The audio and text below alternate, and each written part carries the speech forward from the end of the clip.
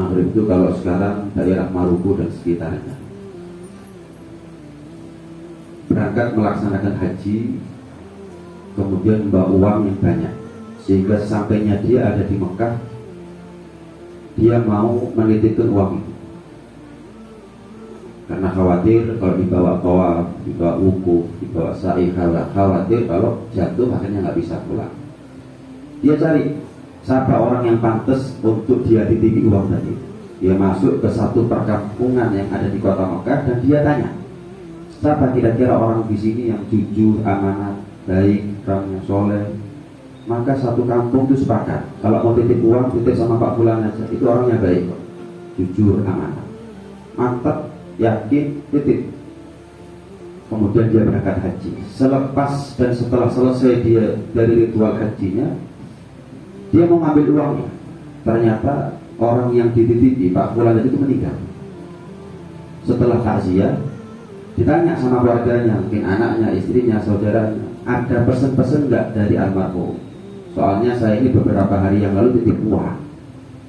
Ditanya, nggak ada. Almarhum meninggal, nggak ada pesan apa-apa. Akhirnya bingung orang. Karena bingung, nggak bisa pulang, dia tanya, ulama yang soleh di tempat ini siapa? Oh, ada Syekh Fulan. Dia datang, diceritakan semuanya. Maka dikatakan sama Syekh Fulan tadi itu, udah gampang, arwahnya solihin itu sebelum kiamat kumpulnya semuanya di sumur Zam-Zam. Tinggal kamu panggil namanya Pak Fulan tadi itu, orang yang kamu titipi uang. Kamu tanya, uangnya saya kamu taruh mana? Keluarganya kamu gak ada yang tahu. Akhirnya dipanggil berkali-kali, ada di sumur Zam-Zam, gak ada jawaban sama sekali. Ini satu kampung bilang dia orang soleh, orang baik. Akhirnya kembali ke Syekh Fulan, dikatakan nggak ada jawaban. Ya billah, katanya Syekh Fulan, katanya orang baik, dia katanya orang kampung. Hadirin, yang husnudzon itu yang hebat, yang di husnudzon belum tentu hebat. Dan surganya kita pribadi bukan tergantung husnudzonnya orang. Semakin banyak husnudzonnya orang sama kita, terus kita surga, belum tentu. Sebagaimana nerakanya kita, na'udzubillah, bukan tergantung suudzonnya orang. Semakin banyak orang suudzon sama kita, kemudian kita pasti masuk neraka. Ya. Jadi jangan bangga kalau kita disuudzoni sama orang. Karena siapa yang paling tahu tentang kita, ya kita setelah Allah Subhanahu wa ta'ala. Katanya orang baik, ya katanya orang kampung. Sudah, kalau nggak ada husnul khotimah, ya su'ul khotimah. Nggak ada tengah-tengah, sebagaimana nanti di akhirat nggak ada antara surga dan neraka. Kalau nggak surga ya neraka, kalau nggak neraka ya surga. Dan terus gimana nih? Ya berarti kalau nggak di sumur Zam-Zam, ya di sumur Barhun, tempat arwahnya, kumpulnya arwahnya orang-orang yang matinya su'ul khotimah. Ya kamu panggil aja namanya Pak Fulan sumur Barhun. Pergi ke sumur Barhun, dipanggil sekali, nyaut kali, jawab. Kaget, nggak tanya barangnya dia dulu, nggak tanya uangnya dia dulu. Yang dia tanya, kok bisa kamu ada di sini kumpul sama orang yang mati su'ul khotimah? Emangnya kamu mati su'ul khotimah? Iya, aku mati su'ul khotimah, hancur, hangus, kobong ganjaranku semuanya. Kenapa? Karena aku pernah pegel sama adik perempuanku, dan aku bawa itu rasa kecewaku, aku putus silaturahmi sama dia bertahun-tahun, aku bawa mati. Dan inilah keadaanku sekarang. Adapun uangnya kamu aman, aku sembunyikan di tempat ini, daerah ini. Tapi tolong sampai ke anakku. Sambung apa yang sudah ayahnya putus. Perbaiki apa yang sudah dibiarkan terletak sampai mati oleh ayahnya. Barangkali itu bisa berubah keadaanku. Akhirnya datang ke rumah duka, sampaikan semuanya, disambung lagi silaturahminya oleh si anak. Udah mau pulang, ketemu uangnya, datang kepada Syekh Fulan mau pamit. Katanya Syekhnya, jangan dulu. Sekarang coba kamu ke sumur Zam-Zam, panggil namanya. Apakah betul birrul walidain dari anak untuk orang tua yang sudah meninggal ngefek kepada orang tuanya yang sudah meninggal? Kan termasuk birrul walidain nyambung dulu, biar nggak kepaten obor daripada orang tuanya. Akhirnya datang ke sumur Zam-Zam, dipanggil namanya Pak Fulan, nyaut tadi. Jazakallah ya, terima kasih banyak. Gara-gara itu akhirnya berubah nasibnya, dipindah oleh Allah Subhanahu wa ta'ala. Hampir aku celaka di neraka. Gambaran tadi ya, gambaran kalau birrul walidainnya anak itu ngefek buat orang tuanya, lalu sudah meninggal. Berarti mafhum mukhalafahnya, pemahaman sebaliknya adalah kalau kita mewariskan dendam itu kepada anak, siapa yang berubah nasibnya kita nanti di akhirat?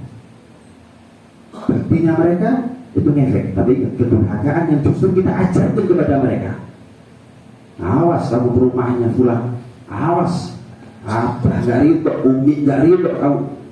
La ta'ata li makhluk fi maksiatil khaliq. Ya ada ketaatan kepada makhluk dalam rangka maksiat kepada Allah. Kita ini ngajarkan kebaikan belum tentu kok ngajarkan mutus tali silaturahmi kepada saudara. Udah urusannya orang tua, urusannya orang tua, anak-anak. Jangan ikut-ikut. Alhamdulillah kalau ada orang tua yang putus tali silaturahmi, anak tetap nyambung. Barangkali dengan seperti nyambungnya anak, orang tua akhirnya bisa berkaca kepada anaknya, nggak kebawa arus anaknya, nggak kebawa suasana anaknya. Kalau anaknya nyambung, orang tuanya akhirnya mikir ikut nyambung. Tapi kalau satu keluarga putus, ya kecil kemungkinan itu sebelum matinya mereka bisa tersambung kembali hati. Ya, taat kepada Allah nggak taat sama Rasulullah percuma. Taat sama Rasulullah nggak taat sama Allah percuma. Sholat tapi nggak zakat percuma. Zakat tapi nggak sholat juga percuma. Atiullah wa atiur Rasul, aqimus sholata wa atuz zakat, anishkurli wa liwalidayk. Jadi dalam Al-Quran itu selalu atau ada beberapa ayat yang Allah perintahkan dua hal, tapi saling mengikat satu sama lain. Ketika satu terlaksana yang lain tidak, maka yang terlaksana dianggap nggak terlaksana. Taat sama Allah, taat sama Rasulullah, sholat dan zakat. Kemudian yang ketiga adalah birrul walidain.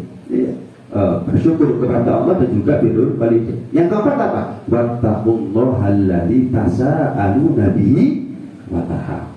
Ketakwaan tanpa nyambung silaturahmi, sujud sampai berjud, sujud sampai berjud, ruku sampai berruku, baca Quran sampai lecek itu Al-Quran. Tapi putus dari silaturahmi, makhluk, tertipu kita. Tertipu.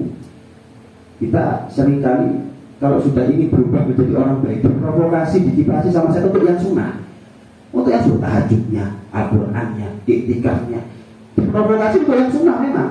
Tapi untuk yang rajin dibiarkan lupa kita sama sekali, nggak diingatkan sama sekali. Wahyalubbillah, capek tapi untuk kesia-siaan, capek tapi nggak ada hasilnya sama sekali karena dia memutus tali silaturahmi. Karena itu mudah-mudahan dilapangkan hati kita semuanya, dibesarkan jiwa kita semuanya untuk bisa betul-betul saling minta ridho ya, dengan orang-orang yang memang bermasalah dengan kita. Masalah dia nggak maafkan nggak jadi soal, yang nanti gugur sudah kewajibannya kita. Nah dengan begitu sehingga lebaran Id itu betul-betul Id buat kita, bukan hanya antara kita sama Allahnya saja yang Id, tapi juga antara kita dengan manusianya juga menjadi lebaran dan menjadi Id yang indah buat kita semuanya. Amin Allahumma amin, amin ya rabbal alamin. Hadamin wa rahmikum. Wassalamualaikum warahmatullahi wabarakatuh.